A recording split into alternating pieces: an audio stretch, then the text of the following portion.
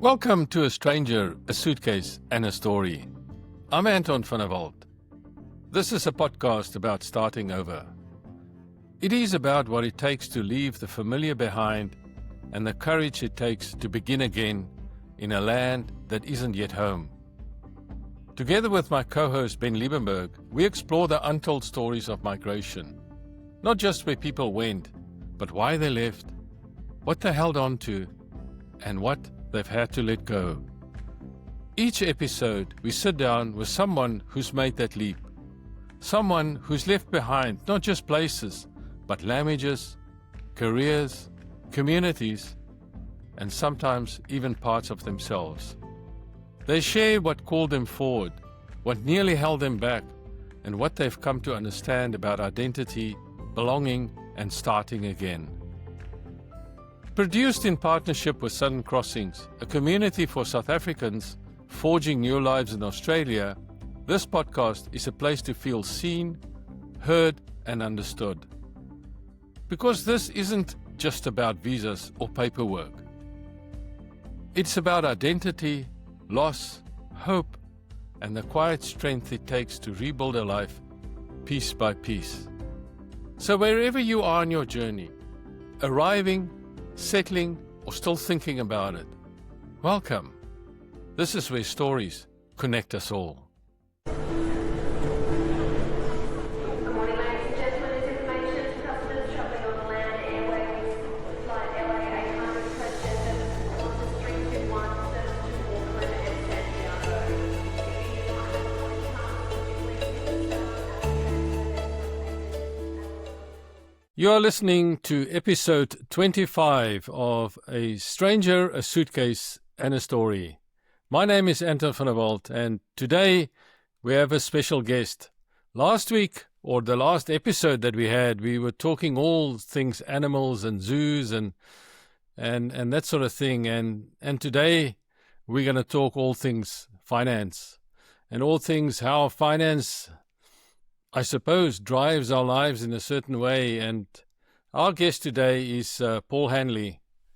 Now, if I introduce Paul was born, raised, and educated and built his career in Johannesburg, living there right up until he and his family made the decision to leave Australia in November 2008. Like many South Africans at the time, the trigger was both immediate and deeper. Electricity failures that made daily life unpredictable, and a growing concern about the future, what the future might hold for his children. While Paul supported the intent behind the post-1995 reforms, he became increasingly uneasy about what it felt like permanent exclusion with no sunset clause. I've never heard that term, but we see that, and when I saw that, I understand that fully. In the end, his decision echoed one of the most universal migration stories there is, securing a future for his children. One of the values that stayed with Paul was forged much earlier during national service. On a week-long march through the mountains near Loskop, carrying full kit, he watched physically strong men fall away, the big rugby blokes, and learned something that's shaped him ever since. It's the mind that determines how far you go. That moment taught him he could do more than he ever thought possible. Finding his feet in Australia came through the same resilience, as he calls it, vasbyt, and through deliberate building of network in a new country, knowing that belonging doesn't just happen on its own. Paul's life has taken him through very different worlds. He spent time inside South Africa's Special Forces environment, where his exposure included the country's nuclear weapons program, military leadership, and the shadowy realities of the organization like the Civil Cooperation Bureau. And then in the early entrepreneurial culture of Investec. He spent nearly 2 decades and witnessed the growth of a values-driven institution long before corporate culture became fashionable. Today he is a self-employed financial advisor operating as Buxton Private Wealth. In this conversation, we reflect on unlearning early assumptions, leadership, identity, migration, and what it really means to be the other, whether in business, society, and a new country. So welcome, Paul. I'm really stoked to have you on the podcast today. Hey, thanks very much, Anton, and delighted to be here. Thank you. Yeah, it's great. As I said to you in the start of our podcast, last episode was all about all about animals and zoos, and it was a wonderful podcast. I'm also an avid photographer, and so that was great. But what I really like about this podcast is the varied things that you did and some of the realizations that you came to, and I can absolutely resonate with vasbyt. That was very much part of my army. I did one myself, and I know exactly what that is about. Absolutely fantastic experience. Fraught with issues around post-liberation, around what it meant to do national service and the like. Yeah. But when you've got no choice and you just get in and you do it, you've got to take the lessons as they come. Yeah. I was 17 at the time. But before we get ahead of ourselves, in every episode we have a suitcase moment.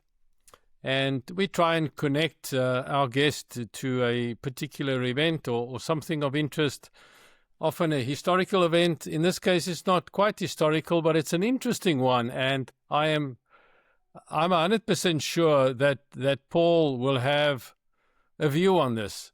In Johannesburg in 1974, a small specialist lender that would become Investec took shape under the founders, including Stephen Kosef. Over the 3 decades, it grew into a dually listed SA-UK group with a distinctive culture, out of the ordinary, and a strong private bank franchise in South Africa and the UK. Well, Australia proved altogether more tough. After years building niches here, Investec sold most of its Australian private banking asset finance operations to Bank of Queensland in 2014. The book became BOQ Specialist and later exited more portfolios. The signal was clear. The franchise had value, but scaling a challenger bank against the big four here in Australia was a heavy lift. Well, and retail tells a similar story, Paul. Woolworths Holdings Limited bought David Jones in 2014 for 2.1 billion Australian dollars. And by 2022-23, it sold the chain to Anchorage Capital Partners for about 100 million Australian dollars. Strategy met structure. David Jones' department store model was already under pressure because of online shifts, high costs and brand concession mix and so on, and turning it around proved slower and pricier than planned. But then there's another story, that's the last one. It's a counterpoint that did travel. So Nando's first opened in Perth in 1991. It matched Australia's fast casual shift with a simple hero product, peri peri chicken, as we know, suburban footprints, and later even drive-thrus, localizing the model while keeping a recognizable South African brand story. It compounded steadily from that where it started. What is the through line here? Probably not a culture shock, but a category structure and scale. Banking here is concentrated and costly to challenge. Department stores faced a secular decline, but perhaps fast casual dining with a clear proposition had room to grow. Same South African entrepreneurial DNA, very different Australian market physics. And you perhaps have a view on all of this, Paul? Yeah, I do. I think that it's not only South African businesses that have come to Australia that have struggled. It's been most. You come from the UK, Europe, the States, whatever. People have come in here, companies have come in here, and just found it's a very, very different place, and it is. It's quite a small market, 24 million people. South Africa these days is about 70 million, but obviously 24 million sort of high-income people. But it's got these dominant banks. It's got dominant retailers. It's very commercial. There's a lot about America, actually. You find a lot of America in corporate Australia. It's quite, I won't say ruthless, but really tough, very metrics driven, etc. And it's a different environment, and the value system is different. In South Africa, certainly in banking, relationship, in big banking, relationship had a value. Over here, it is, what's the price? It's very difficult. Yeah, and it's interesting. We had a previous guest, I think it was Andrew Reitzer, because he was also in that retail space, and he was just saying, he didn't mention names, but he was just saying, South African companies come in here and they just find it incredibly tough. So would you say that it's because what I'm hearing you saying, it's more like American. It's more in the sense of, what is the price, rather than in South Africa where relationship seems to be very important. Is that what you're saying? Yeah, well, you see, I think it is such a small market for such a sophisticated market. Remember, 70% of the people in Australia have a vocational qualification of some sort. Yeah, yeah. Whether it's a degree or a trade or whatever the case may be, very educated environment and very competitive. So margins have been narrowed. Margins are so narrow compared to South Africa that you need to be absolutely on top of your game. And the consumer is knowledgeable. Whereas in South Africa, margins are wide. You can take a risk, have a go. It's not going to be existential. It's just very different. Yeah, and has it got something to do with the fact that, in the way that South Africans operate specifically, or is it just a model that is tough for people to come in? Doesn't matter whether they're South African or not. Look, I do think we're coming. I know personally I arrived here thinking that I had the solution for private banking in Australia, and they quickly sorted me out on that one, right? But I do think a lot of us come with our either cultural or our strategic perspectives. And you need to understand that Australia is not South Africa. We might have similar colonial heritage, we might enjoy rugby, and there might be a bit of sunny skies and beach and et cetera, et cetera. But I think I would have more easily integrated into the UK, actually, given the amount of British TV we had, et cetera, et cetera. I think there's more of either an Irish cultural thing here, a kind of a passive aggressiveness, and this American hard element, which is quite different to South Africa. Yeah. Okay. Well, I'm sure we're going to come back to that. I want to come back to that. But let me take you back. Let me take you back to where you're born and raised and educated in Johannesburg and so on. So tell us a little bit about your early life. Your family, your parents. I don't know if you had siblings and that sort of thing. Fascinating story, actually, Anton. My dad was British, born actually in 1912, so he was 50 when I was born. My mom was a Pienaar. She was a Pienaar, an anglicized Afrikaans woman. And my dad came to South Africa in 1947 after the Second World War, having served in Iran, then Persia, manning the supply route to Russia at the time. Yeah. And he had very, very bad asthma, so he was actually told to go by his UK doctor to a dry climate, and the doctor suggested Australia. And he got off the boat in Cape Town in 1947. He thought, this is quite nice, I'll stick around here for a bit. And so he stayed, right? And I actually ended up completing the trip. But so by the time I came along in 63, my dad was an incredible entrepreneur. He owned and had started and founded the biggest insurance company in South Africa at the time, called Parity Insurance. And we lived in Forest Road, Hart Park. I was like a baby. I don't remember any of this stuff, right? But this was the silver spoon that I was born into at the time, right. With two half sisters and a half brother from my mom's side. Both my mom and dad were divorced when they got married. And so we lived a very privileged, very, very privileged life. I do recall my dad getting into his black four-door Mercedes-Benz with the driver. I do remember that. I was probably 4 or something like that. Yeah. Anyway, what happened was this bloody Parity Insurance needed capital to grow because it was breaching its prudentiality limits. And it went off to some private equity funders, and he didn't realize these private equity funders weren't the best sort, and ultimately he was defrauded out of his shareholding, and we ended up with very little money. Parity ultimately collapsed, and there was a commission. I can't remember what it's called, a commission of inquiry, I think they called it in South Africa back in the day, into the failure of Parity. And I don't think after that my dad ever was ever really recovered his mojo. He built another business, which was modestly successful, but then things got difficult. 73, my sister got cancer. She passed away. It was the first Burkitt's lymphoma case in South Africa, and as people know, there's no medical sort of assistance in South Africa from a government perspective. So my folks were importing drugs from the United States. And my mom, as a pharmacy assistant between 73 and 80, worked late nights to pay that all off. And it was actually during that period, around about 77, that I figured out I was going to be a chartered accountant. I was sitting at Northcliffe High School. I was a typical nerd, read the Rand Daily Mail in the morning and the Star newspaper at night. And I knew from the classifieds that chartered accountants was the highest. You were the SOTI, right? So, because I was on the other side in Randburg. So you were the SOTIs. Yeah, okay.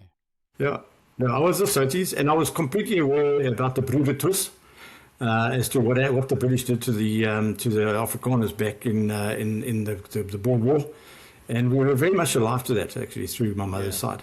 It's an interesting part of the history. Yes. Day, I think he was racist. Yeah. And not in the Ku Klux Klan way, but in the paternalistic way. He was a British colonial guy that caught the train from Cape Town up to Joburg and saw mud huts and reeds and what have you.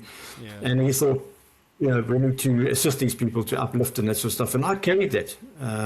In that time, men were superior to women, the patriarchy. Whites were superior to blacks.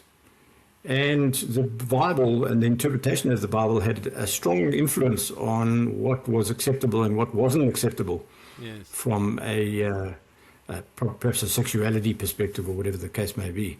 Yeah. So, it was a really, really interesting time. And when you spoke earlier on in the introduction around unlearning stuff, unlearning, my life has been a journey of unlearning those first 7 years, that actually men and women are equal and the races are equal and homosexuals are equal and whatever. And I'm not homosexual. It's just been a journey of discovery and unlearning stuff. So it's been fascinating. Well, it is, and I think, Paul, the problem that we had at the time, we're similar ages, there was, there's so much history in South Africa that brought it to that point in the early 60s, right? And so, and there's lots of discussions about how you got there, and it's, easy, 20/20 hindsight. But for sure, I mean, if you grew up in those areas in a middle class society, in Northcliffe or in Randburg or any of those areas in Johannesburg, then they were white. And so you grew up with that. We spoke about that in the previous podcast. So you don't really know much better, and you get the examples from your parents, and you think that life is normal like that, and this is how it is. And and like you, at some point in your career and your life, you are very lucky that you put into a position where you are able to look in the mirror and see, well, there's a different world out here. Yeah, look, I think it's a function of the human being. There's no right answers. Yeah. It's all grey, but you're 100% right. So, I mean, you talk about in the opening and in your bio, we talk about unlearning things. What was that kind of inflection point in your life that you said, all people are equal, actually? We've been fed something that is not so, and my value, I need to change those things. When did that happen? It wasn't an event. It was a process. Yeah. The first would have been, as a lighty, as we used to say in the old days.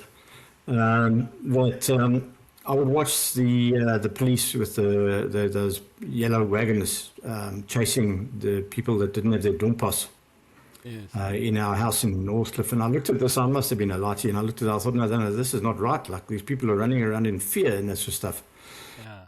I didn't pursue that kind of thought process. My dad, when I went to Wits University to go and do my BCom to become a CA, he said to me, "No, you've got to stay out of politics. And so there was a risk aversion. So you kind of backed off from that because he was a wise guy.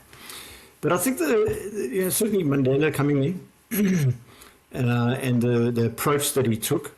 But the epiphany was when I went to Alaska in 2007, and at that point in time, Zuma was running away from the courts around his $500,000 rand bribe associated with the arms deal.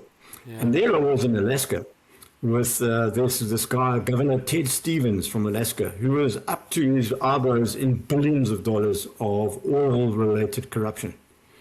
And I kind of thought to myself, what? Hey, okay. So the Americans deny climate change, and and we deny HIV is an actual disease. You remember the issue back in the day? It was a syndrome, I think. And there's corruption, but corruption's not a black-white thing, etc. I think 2007 was my moment where I thought, no, this is a lot of rubbish. A lot of the other stuff, the religious stuff, I'd kind of unlearned by about 2000. I've been open to different people and the like. But I think this racial thing, I finally put it behind me in about 2007. We were actually all the same. Yeah, for me, It was interesting. It is. for me actually, I had a very distinct moment in my life. Well, firstly, my last 6 months of university, we were just so happened we were a lot of rugby players staying together, and then for some reason, the people we stayed on a farm outside of Stellenbosch, and they sold the farm, and we had to move. And only place I could get a spot was with a lot of law students, and they were in their final year, and they're really academic guys, so totally different than me. And they really thought about life differently, and they really read cases, and they read about how people died in jail during the apartheid years. And they just slowly, every evening we sat around and they spoke about these things, and they just opened my eyes. And then after university, I distinctly remember I went to France to play rugby, and I was in this youth hostel, and I was with a black guy in Paris, and we shared a room, and he started asking me about South Africa and just the whole take on it. And eventually he asked me, and he said, that days, and I don't know why we did it, but we just tried to defend everything that happened in South Africa, and he eventually said, but do you work for the government there? And he said, but why are you defending everything they do, And that was just that one moment in my life where I really thought about things, and that changed things for me. So it's funny how we do, we do come around and we do think about things differently, and it changes our course of life and how we think about things. Not everybody does, introspect and think deeply about stuff. But I know my brother, he passed away 12 years ago, age 63. He never reflected on life. He just carried on, and he loved life, but he'd never thought about these things. I wanted to make a point, Anton, if you want, very briefly, is one of the things that my parents did. They had a lot of Jewish friends. Well, I'm not Jewish, but I went to the Orange Grove Hebrew Nursery School. Yeah. Oh, okay. And I was King David in the kindergarten play or whatever it was, and I've been surrounded by Jewish people through my whole life. Right. Really close to the culture, and identify quite strongly with, in the family, everybody has a say. Everybody's got an opinion. It deserves to be heard. Whereas in my family, which was typical, actually more Afrikaans or WASPy, was children are seen and not heard. And so that ended up in Investec. I was very comfortable. But, it was, and not that Investec was a Jewish organization, but the leadership were Jewish entrepreneurs, and that's fantastic. Yeah. No, and it is. I'm going to forget this. So you said your mother was a Pienaar, right? I mean, on my dad's side, his mother was a Pienaar too. So Paul, who knows? There must be a connection. Any connection to General Pienaar back in First World War? No, I don't know that part. No, mine stops with a grandmother. I didn't go that far. But you said, jumping around a little bit, you said earlier that you knew quite early that you wanted to do accountancy and you wanted to become a CA. How did that happen? Well, you see, because my dad had gone on to tough times, and with my mom paying off these medical bills associated with the Burkitt's lymphoma, and I was this nerd that was reading the paper, and I knew in the classifieds that CAs in South Africa were like the highest paid profession in South Africa. Done deal. So I thought to myself, shit, if I go and become a CA, I'll never struggle. It'll be fine. Yeah. And that was, and I was quite good at maths at school, thanks to one of my teachers. He was just unbelievable, Dave Becking. Yeah. And I was quite good at maths, and I kind of enjoyed it. I thought, okay, I'll go do that. And then until I qualified as a CA, I absolutely wanted to be a chartered accountant. And when I qualified as a CA, the one thing I knew I didn't want to do was be an accountant. Why not, Paul? I mean, we speak to many people, including Ben, that would say that. But why not? I was doing articles, and you're sitting now You're sitting there and you got your file, your green pen, and you're in the filing room and you tick in the invoice and the delivery note and all that sort of stuff. And then I was observing these accounting partners, and you go from audit to audit to audit, and it appeared to me as if these guys were watching what was going on, as opposed to actually involved in what's going on. Yes, of course, accounting was a business, but it was kind of like playing on the outskirts, on the outside. And I thought, no, that's not for me. I want to get in on the action directly myself. So that was it. I can associate with that. Everything is reactive, and you think, I want to do something proactive and make something happen. So look, what I've done is, I knew I was going to become a chartered accountant. So when I matriculated in 81 and I got an Uppington call up, I thought, no, bugger that, I'm going to go to the university. So I did that, okay, because you kind of, if you got a decent call up, maybe you go, but if you get a bad one, well, then you go to university, right? So I went to uni, did all that, did my articles, and in 1989 ended up doing national service, couldn't avoid it any longer. I'm not going to make any judgment whether it was right or wrong. It was really difficult. I ended up in the townships as part of training. As I say, vasbyt was a seminal part of my life, and then I ended up at Special Forces. Yeah. And General Eddie Webb said to me, "Hey, Paul, don't you want to join? Don't you want to join the Defence Force?" And I said, "Look, with great respect, General, I think my starting salary will be somewhere where, like a brigadier or something like that. I'm just not prepared to make that kind of commitment." Right. So I started off with the stock exchange. I spent a year there, and I thought it was a bit of a casino. I didn't enjoy it, and then I got. A year later, I started interviewing with I went for a number of interviews, but I got 2 job offers. One was with Highveld Steel and Vanadium, and the other one was with Investec Bank, which at that point in time, 1991, had 450 people. It was a nothing. It was tiny. It was the cowboy bank on the hill. We had 2 people in Pretoria. It was nothing. And never underestimate the role of luck in life. Yeah. I could have taken that Highveld Steel and Vanadium, and I would have got my blue Corolla. And then there was the hay grades, and everything was very structured. And then I joined this dynamic entrepreneurial business, which it was like IT in the time. Back in the early 90s, it was like joining Google and the guys, because that finance for the 90s and the noughties was the place to be. It was where the money was made. And I just happened to join this entrepreneurial young bank that was very non-hierarchical, had great values, and was handing out shares every year. When I joined, the shares were worth nothing because you didn't know this thing was going to survive. Yeah. So, but it just looked where it went. Yeah, but and what was your role at Investec at that time? I was joined as a young credit officer.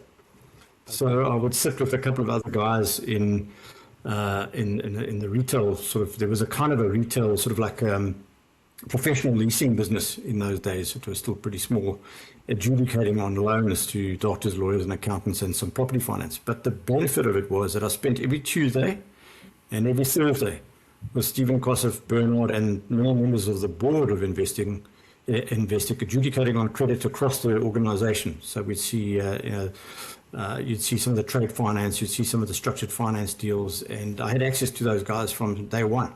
And even today, I've got lessons that are ringing in my head that came from those days. It's just amazing. I was so privileged. Tell us about those lessons, Paul. There's so many. For example, Stephen Kossoff used to say, and he was an absolute genius. He had bad ADHD. You talk to Stephen, and he'd ask you a question, and while you're answering the question, he's moved on to the next question. He's just, his brain's just like, it's so quick. It was so quick. But he had so many life lessons. For example, hey, if somebody wants to borrow money and they're driving around in the Lamborghini or whatever the case may be, you've got to be careful because they're getting ahead of themselves. There's going to be a problem here. Watch out. So there's just so many. I wish I could recall them right now. I'm on the spot, but just so many great lessons. Another one is it's very difficult for a person who's earned well or has had a good balance sheet to go backwards in life. So often, just keep that in mind. And there was another bit of lessons was integrity.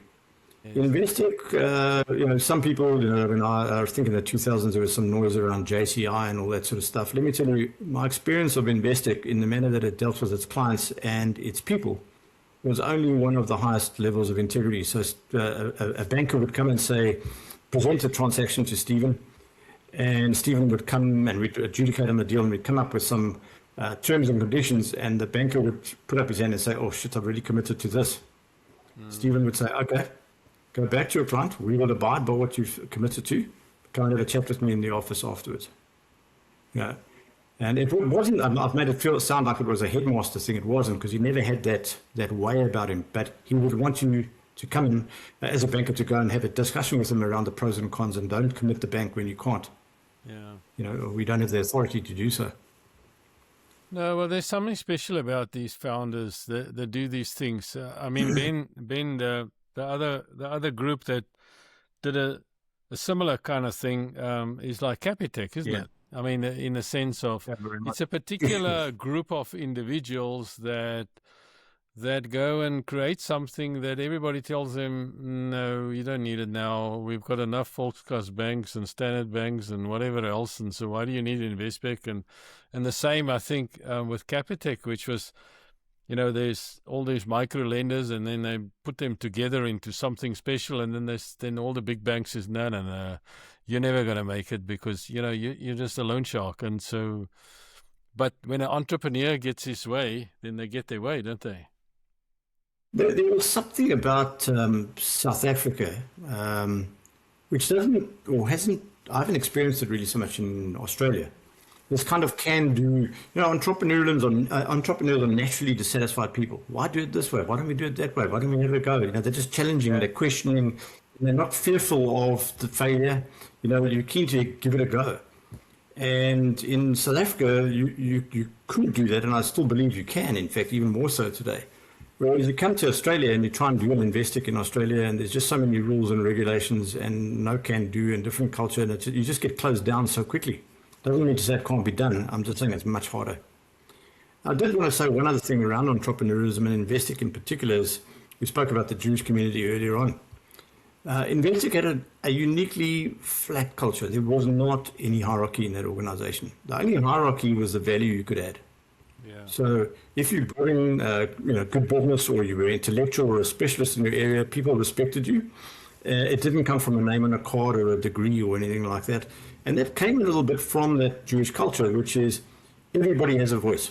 So Kosovo used to say, we had an open plan. There was no special rules for the executives and the tea ladies. Everybody had the same dining room, the same pay system. Everybody got shares. Everybody got bonuses. If you were good at what you did, it was the same.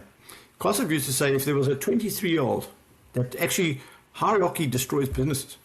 If there was a 23-year-old in the business that was too scared to come and ask him or challenge him or question him on an issue, that represented lost value. You don't see that in Australia. They're only now starting to get rid of this hierarchy, and that's why, I don't know, you don't see a lot of entrepreneurial businesses in Aussie versus South Africa. You look at how South African corporates went global. Yes, Macquarie's done superbly well, and there's been a few others. But it's 24 million people. At the time, the economically active population, because the Africans were excluded, was 4 million people. But Paul, the dynamism of that country was amazing. It's amazing.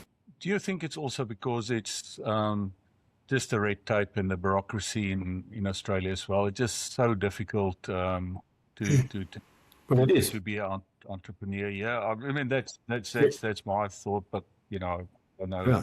So, of course, we're making blanket statements because there are entrepreneurs out there who do very, very well, etc. But we're talking as a generality, right? So let's not write everybody off. But I remember arriving when I was heading the private bank in South Africa with 1,700 employees. You'd get mails direct. I'd get mails directed to me with one or two other people copied in. I arrived into Investec in Australia as a head of a private bank. The whole of Investec in Australia was 400 people. I was copied in on everything. And everybody was just trying to cover all the A's.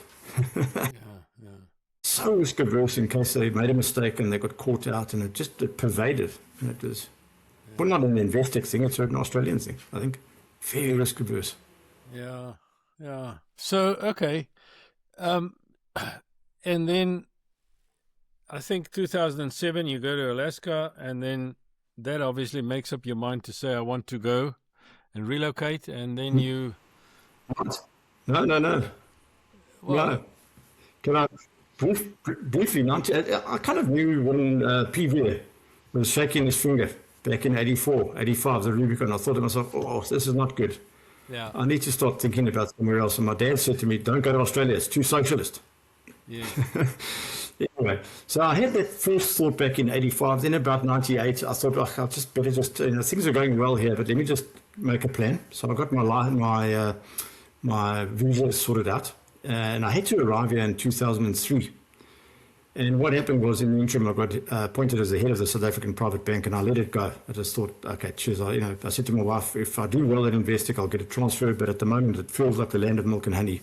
Yeah. And there was a period between 02 and 07 where it really felt that South Africa was coming right. The unemployment was coming down. Money was being made hand over fist. Becky was empowered. He wasn't that great, but he was not too bad.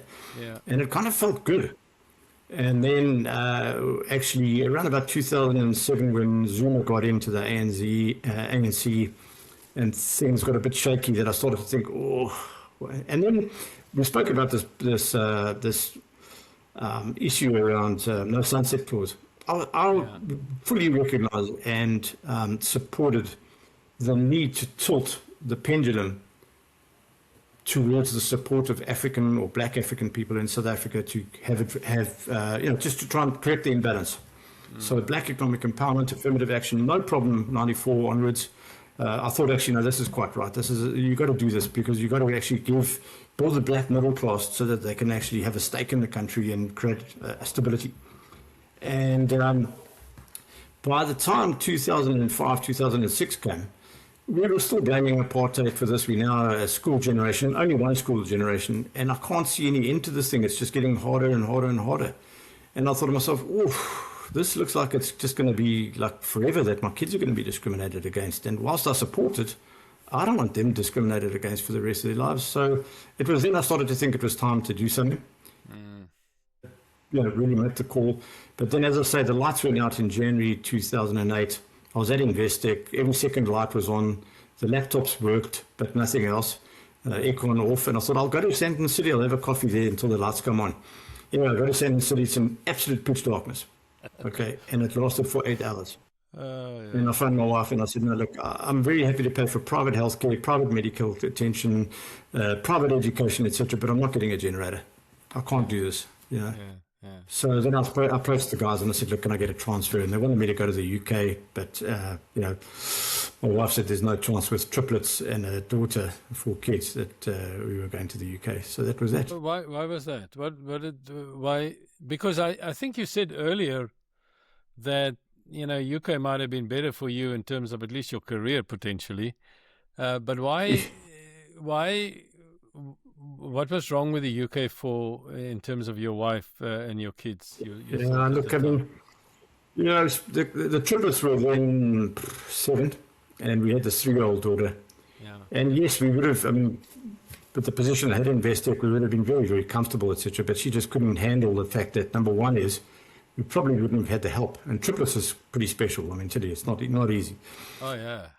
The help and the grey weather and all that stuff. There was no chance. I would have flown at Investec in the UK, notwithstanding the Lehman Brothers issues in September of 2008. Yeah. But I came to Australia. Better place as far as my wife was concerned for the kids, and I was happy to do that. But you came in 2008, right? Yeah, end of 2008, November. But wasn't that in the middle of GFC? Absolutely. I arrived here, so because they've said to me, no, look, Hanley, you've got to go there, you want to build scale. Okay, you've got to do this, and off you, Stephen is a great guy. And we spent the whole of 2008 finding a successor for myself as the head of the private bank there, and we found a guy who was in the business. He was then a good guy, quite a good operator. Yeah. And I moved, and I landed here on 27th of November, and just 2 weeks before then, there were queues outside Macquarie Bank. There were doubts as to whether or not Macquarie would survive because people were starting to pull their cash, And it was then that the Australian government announced the government guarantee, which just, for banks, which just settled things down. But, it was we moved as financial services businesses, as banks, into a very, very different time. And the mandate that I thought I was coming to deliver on completely, disappeared, and it really became quite difficult, actually. It was a difficult time. But we were here. And I had never bad-mouthed South Africa in the departure. So with my mates and that sort of stuff, they all thought that I just had a transfer. I would never say anything bad about South Africa, actually.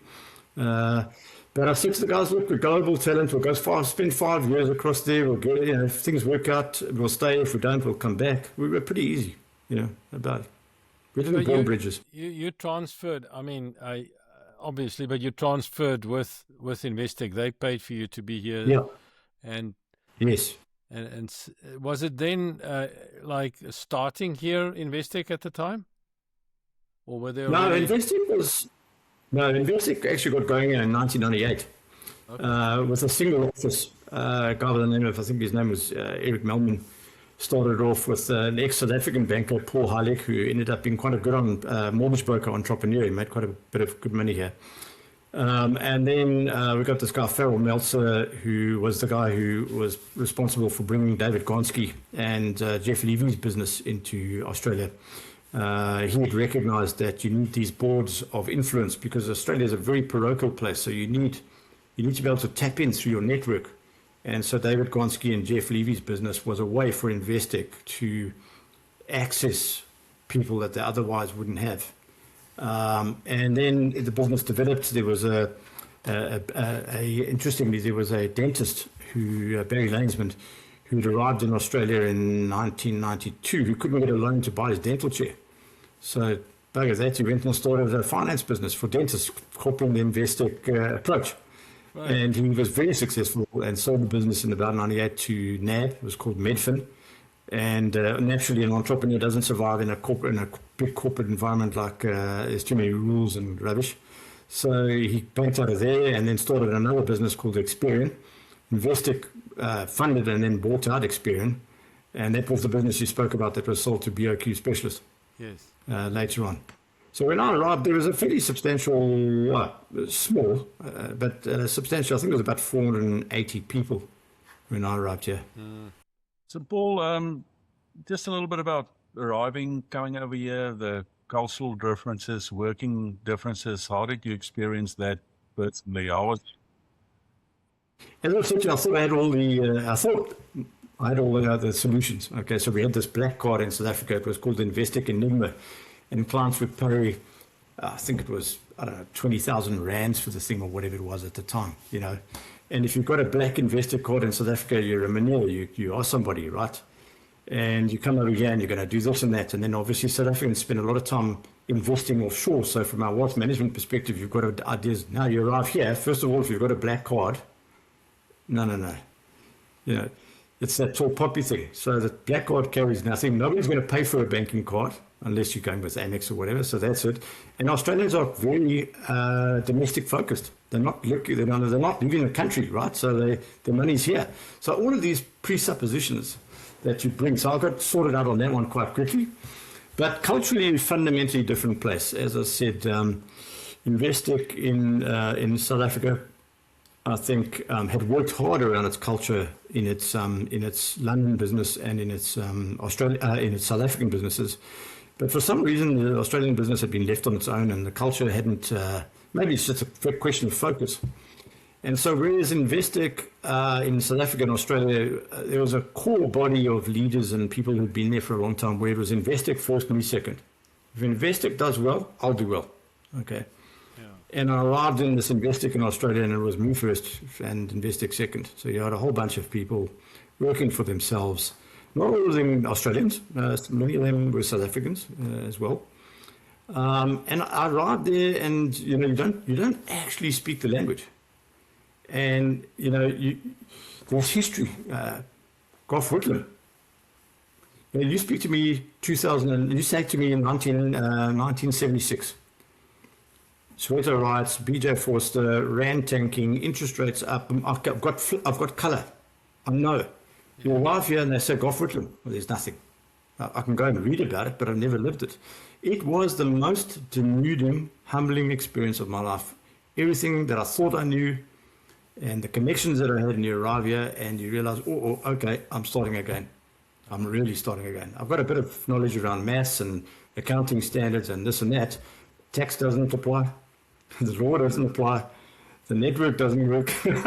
It's a hell of a thing. It's a hell of a thing. And you're right. I mean, that's such a good question, Ben, because if you hear what Paul says, and I mean, I'm not in your world, in the finance world at all, and now I can see how profoundly difficult it would be, because I mean, I sit here, and I've been here for almost 10 years, but I have no context on the culture, really, the history, in the sense of if they say, well, this is a prominent figure that has now unfortunately died, and she has done X, Y, and Z, and then it's like you and it's hard. And I think for somebody like you coming into an environment like that, where you need to know the stuff, right? You need to. It must be really hard. Yeah. And it doesn't help when you've, Ben, when you've lived life. I've had anxiety my entire life, from childhood, actually. And I tell you, the anxiety went off the charts, boy. It was a problem. Yeah. And I mention that because today mental health is a pretty standard thing. I remember in 2000, I'd been appointed to the head of the Joburg region of the private bank, and now I was managing 200 people, and I couldn't sleep at night for 2 years. And then I was going to go sign some conveyancing documents at the top of the Sandton Towers, and I couldn't get in the lift. So I went to talk to the Employee Assistance Program at Investec, Dr. Maureen Koch, and she said, Paul, you've got anxiety and you've got a bit of depression there, you need to get on something. And I said, no, that's for weak people. Anyway, I went back a year later, came back, she put me on some stuff. It was like putting on glasses. All of a sudden I could see there were actually blades on the grass, wasn't just this fuzzy green. Amazing thing. And I think it was really good. So what I wanted to say is, for the first time at Investec in Australia, as a white person coming from a colonial background, okay, I understood for the first time what it meant to be the other. And I think if I'd ever gone back to South Africa like 2 or 3 years later, I would have been, if I was given the opportunity to, of course, I would have been so much of a better leader in that organization around diversity, because we used to have this thing at Investec, if you're achievement orientated and you're confident, you'll be okay, and you're transforming the organization, so you're bringing African people in, etc. And the supposition was, well, if you go get and you're achievement orientated, you'll be okay. But you don't play golf, you don't speak the lingo, you haven't had the whole life of sitting around the dinner table on Friday night or on Sunday morning, Sunday lunchtime, talking about rents and interest rates. You don't have that. So it was really interesting. I had so much respect for, and actually realized the privilege of what I had. Look, I actually often thought that you just said, now that you articulated, I often thought that. I thought if I can go back to South Africa, I'll be so much better as a manager and leading people than when I've left. And Absolutely. I think part of that's also the humbling experience of starting again and starting over. So it was a bit like that as well. I was fairly young when I got quite a senior position, and then you come here and you start from scratch again. I mean, I started on the shop floor in a factory, and real humbling experience. And you actually then go cheap as you actually now think about it from the other side. And just the same experience for me. I always wish I can actually go back just to make a difference. Make a difference, correct. Yeah. Fascinating. I wanted to ask you as well. So obviously you come in a senior position as well. So it's not about just you adapting yourself and then to clients, but you're also managing a lot of people. So how did you find that as a manager of people and a leader of people? How was that different than leading people? It was also tricky. One of the things I could do in South Africa, I always said, the reason why I ended up as the head of the private bank in South Africa wasn't because I was the smartest kid on the block. There were bloody geniuses at Investec, but I think I had emotional intelligence, and it was said that I had integrity, and I could get people to take the hill. So I could really inspire and motivate people to really go for it. And interestingly, it didn't work out. Weren't interested. They couldn't see the bigger picture. They were, and maybe the funny accent or whatever. I just couldn't get it going. I did read a few books about Australian culture. There was a lot of nodding of heads and then carrying on doing what they were doing. And I did realize that there's quite a big difference there's more of an English, an English influence in South Africa, whereas in Australia there's quite a strong Irish influence. And I know that also because when I arrived, there was this huge issue around, and there was a Royal Commission around child abuse in the Catholic Church and other religious places. And the Catholic Church was never that big in South Africa. It was massive, yeah. But the Irish sort of passive-aggressive sort of way, that culture. So you've got to read about it, you've got to learn about it, you've got to understand, you've got to learn how to read people. And clearly that kind of quasi-aggressive South African passionate way often doesn't play. You've got to be far more nuanced. You might want to think about doing this, whereas, I'm going to say to you in South Africa, hey, you must get this done. That's regarded as being like offensive. Yeah. So there's just so many ways of leading and managing and that you had to change. Amazing. Yeah. Amazing. So you, at some point, you then leave Investec. Was that at the end of Investec when we started closing down? No.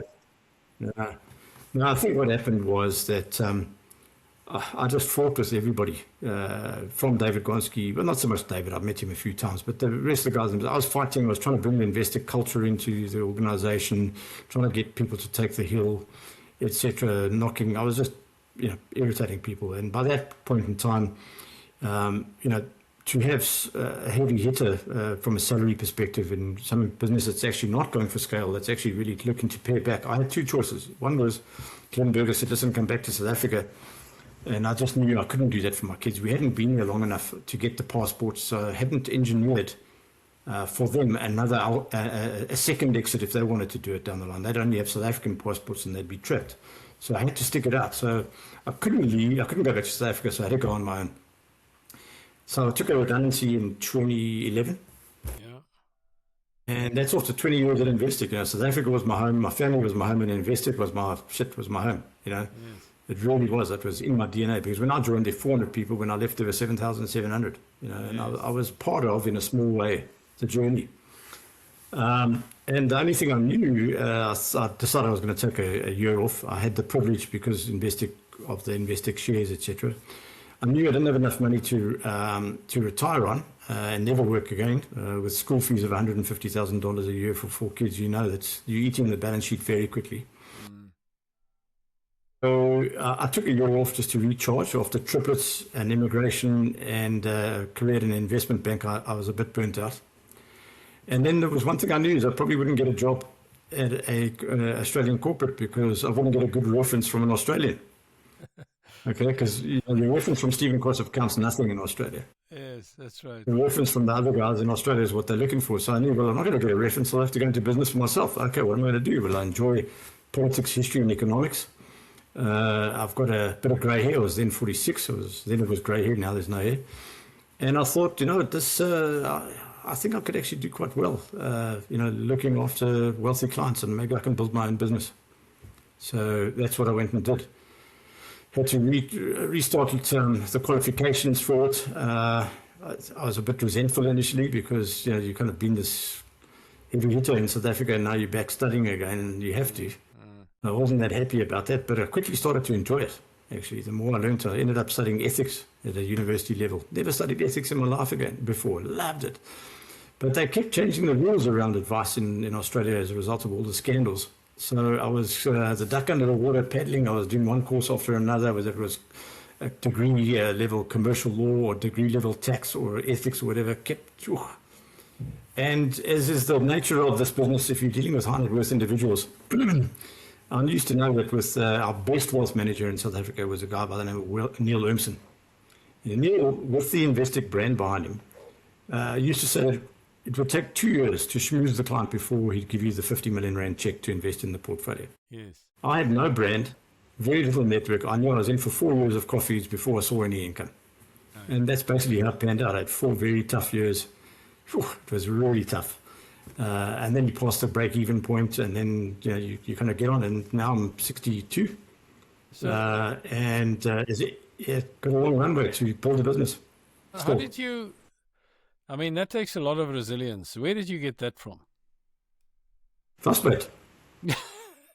Well, I talked to you, and you described your dad earlier, right? And so, and then I kind of extrapolated there to you, and your dad, as you described him, came, the vision I had as somebody that is incredibly principled, knows in his mind right from wrong, knows what he wants in life. I mean, came out of a tough environment to get here in the first place, very resilient, and I think that's where you get it all from, isn't it?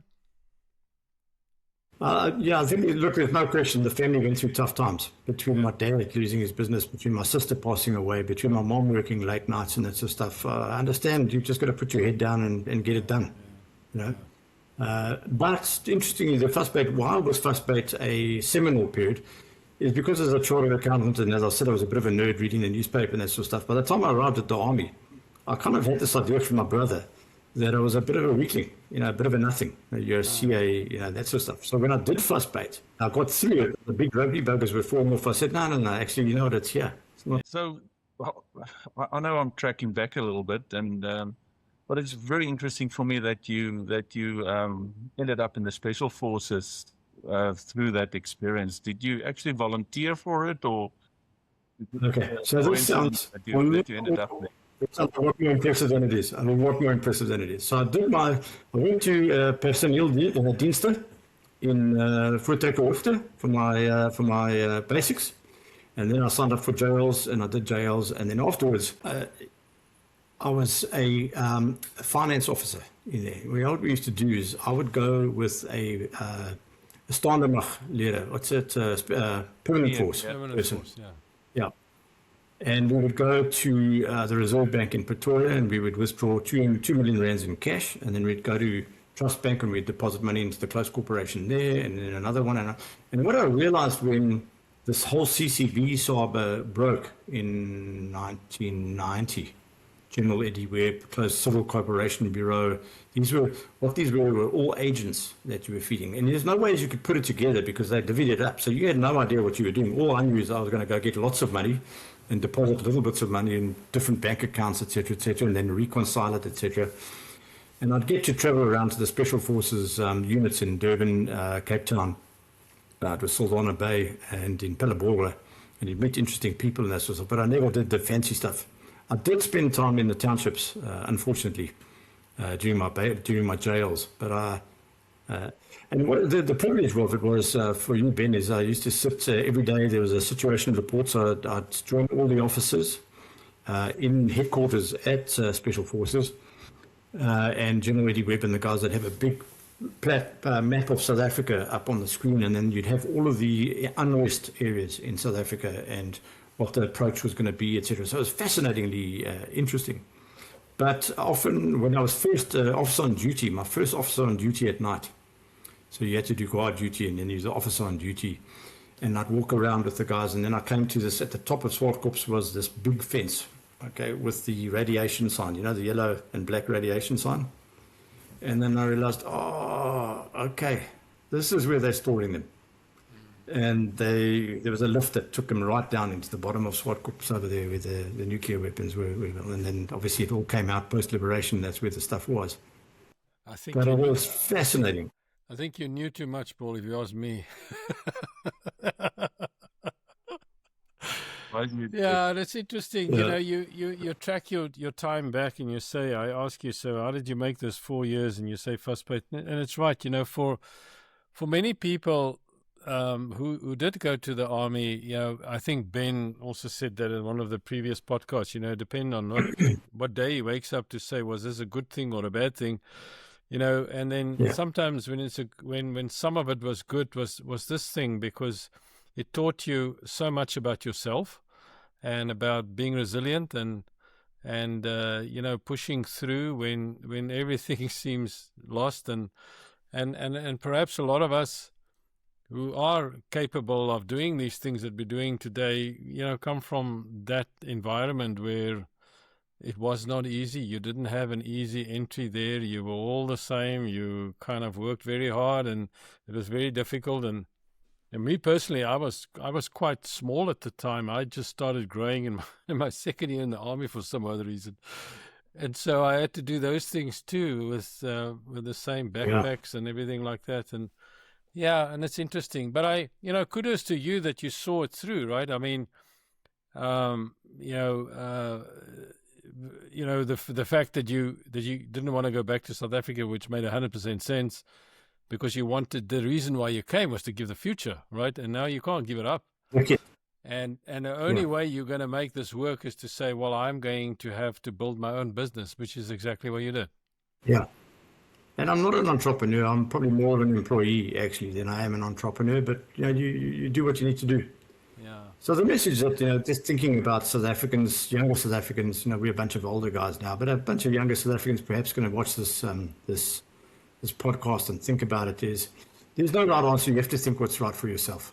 And for me, being an anxious person around, we would wake up in Bryanston 3 o'clock in the morning, and I'd hear the gunshots at Riverside Shopping Centre, and I'd think to myself, okay, so I'm going to get the kids. If they come in, I'll put them on, we'll get out the window, we'll go onto the roof. So you have that in South Africa.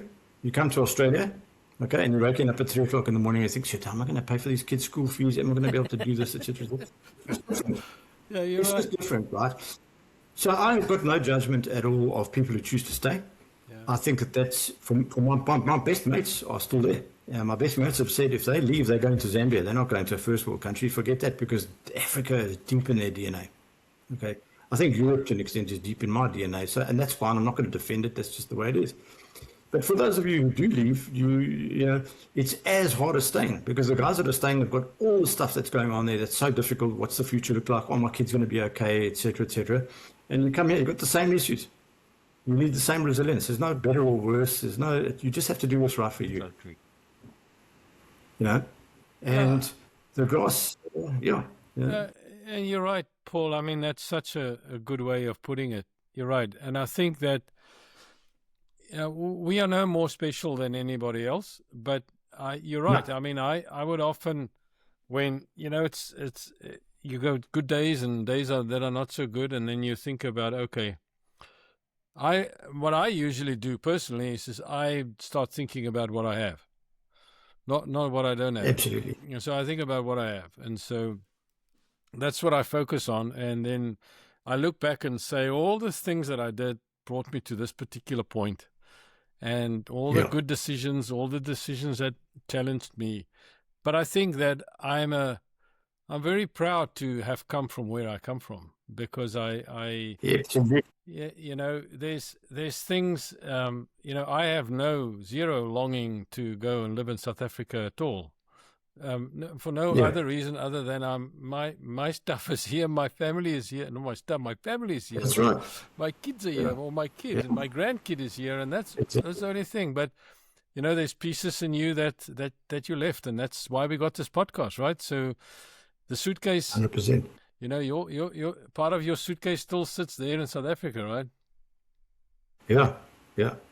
No, it does. It absolutely does. I love going back now in March for a month. Got my best mates there. Those mates go back to first day in grade 1. Yeah. Those are deep friendships. I don't have much family there because obviously my mom and dad have passed. Unfortunately, my brother's passed. So there's not many people. There's not much blood left. There's about 3 or 4 people that are left in South Africa that are my blood ties there. But it's still, I love going back. I love the people, love the soul of the African people. Yeah. You go to a restaurant in Joburg and these guys are operating and they're like, great, they're fantastic. You go to Aussie and you get a surly waiter who's like, they're just great people. And then you can pay 1,000 rand for a meal, and that's okay. But what is your favorite place to go to in South Africa when you go back? So a mate of mine, he did very well for himself. He was what was called a bucky builder. Doesn't quite translate as a youth builder. Yeah. He became a draftsman, an architect actually in the 80s. Couldn't get a job because the economy was battling. So he started to do kitchens and tiling and this and that. And before he knew it, he had a bucky and he was building a house, and then he had 4 buckies. And he never wanted to become like, a major business building commercial properties and that sort of stuff. He just stuck to his knitting. I would imagine he's a very, very wealthy man today. And one of the things he's got is he's got this beautiful lodge in Ingwala near Hoedspruit on the border with the Kruger Park. And that is one of my favorite things. My wife's Kiwi, and we love going. One of the things we're going to be doing is spending time with him in Ingwala, the bush, but then of course the Cape. Joburg, unfortunately, I grew up in Joburg. I no longer need to go to Joburg. Yeah. No, it's been a wonderful conversation, and maybe I think we got so much out of this conversation. I've learned a lot from you, but if you'd say, just to kind of recap it, I think that the couple of things that you brought with you and the lessons that you've learned here, what are those things? If you say the 2-3 things that you've done to help you do the vasbyt in the first place. Well, I think, look, I think that culture of Investec, lack of hierarchy, we talk about we, not I. We do things together. The team that I've got at Buxton Private with myself, we do it together. I employ very much ownership-orientated people as opposed to employees. You're looking for the bright eyes. You don't want the union member. You want the person who... So it's culture. It's listen more and judge less. I've got a close family member, not within my immediate family, who came out as transgender. And that all happened just at the same time as the gay marriage plebiscite was happening. And that was my last lesson that I had to learn in life, is actually, that's not a choice. Let me tell you, you don't take that choice. Of course, kids experiment, etc., etc. Right. But I can fundamentally say this kid, it was not a choice. It was just fundamentally who they are. So just listen more, judge less, open and honest culture, deep resilience. I can't think of anything else really. No, those the are business big today is. Those are big things, Paul. Those are big things, and if that's what you've learned along the way, and unlearn certain things to learn these things and practice them, and then speak about them, which you've done today. Yeah. Just wanted to make a final point, Anton, is that the ride to building Buxton Private Wealth was a very, very difficult 4 or 5 years. Yeah. But damn, it's the best thing I ever did, because now I'm 62. One of the things back in when I left Investec is that I realized was, as an expensive generalist, now in Australia they love specialists. They don't like generalists. Yeah. Okay. Yes. Well, that didn't have the network. I knew that if I wanted to work for a Commonwealth private bank or whatever, that between 46 and 60 I was going to be made redundant 4 times. Because in Australia, if you are 45 plus and you're earning 300 grand a year or more, and if you're not on the way to the C-suite through connections and all the other stuff, and you're not an income producer, watch out, get ready for redundancy. And I knew I was going to be in that position, so I started my own business. It was hard in the first 4 years, but now I reap the benefits because I'm self-employed. Yes. I decide when I work, how I work, and for how long I'm going to work. Right. And so it ended up being the best thing ever. Right. I didn't realize it at the time, but because it was hard work. But flipping hell, I'm so delighted to have my own business and do what I do. Yeah, that's fantastic. That's fantastic. Yeah. Any final thing, Ben? No, just man, it's so good to hear your story, Paul. Congratulations on what you achieved. I'm sure in that 4 years that you went on your own and took it on, there must have been many times that you thought to yourself, wow, what have I done here? Why have I done it? But the fact that you did vasbyt and that resilience and, the reaping the rewards today, that's a lesson to people, listening to our pod, and, it just shows people that it can be done. And I think that's important. It gives that everybody that hope that, hey, just stick to it, Just got to keep doing it and build your network. Network here in Australia, it's a parochial place. But David Clark, who was the CEO of Investec, came from Westpac back in 2010, 11. The one thing he said to me, and I had none at that point in time, he said to me, Paul, the most important thing you can do is build your network. Build your network. And today I've got quite a good network. Good. Yeah, no, that's fantastic. Good for that. So, Paul, it's been great speaking to you. A lot of good, I'll say fatherly advice, because we're already that age. But good advice. Yeah. It's fantastic, and your personality is infectious. In that sense that you're passionate about what you do. You're clear about the things. Yeah. You're clear about where you come from. You're certainly clear about the things that helps you or hinders you on the way. And it's been a fascinating conversation. Really appreciate it, Paul. Thank you. Thank you very much for the opportunity. Really appreciate it.